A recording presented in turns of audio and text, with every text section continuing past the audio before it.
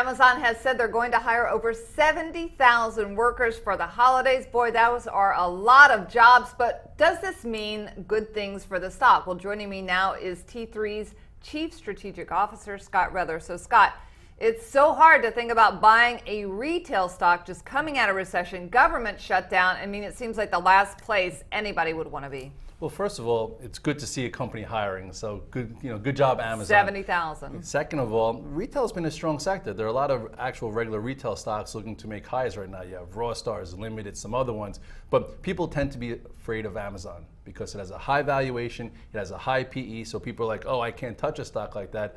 But really, those type of stocks have the ingredients for the biggest winners in the market because they tend to grow into those PE and valuations. So if you look at a chart on a stock like this, that's what you have to trust. And look right here at the long-term chart.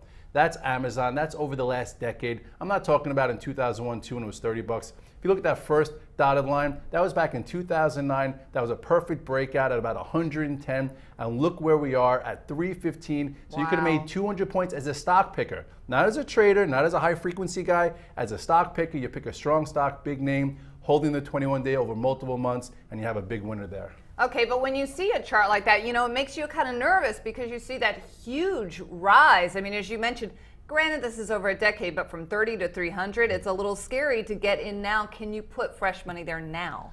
At this point, it's holding up best. You know, I want to show you a shorter term time frame, the daily chart, because if you look here, you will see it still acts very well. You look here, that goes back from the summer. Look at that consolidation before it broke above 280, 285. Had a clean move to fresh 2013 highs where it met earnings and came back and retested that 280, 285. And right where it is right there, it's above the 2013 highs. It's above the 8-day and the 21-day. And it looks as if it could actually break out again. So for short-term traders, I would say as long as it stays above 310, keep that on your A list because you could see momentum with a break and close above 320. Right, I see that support, that 310. So that's definitely the line in the sand.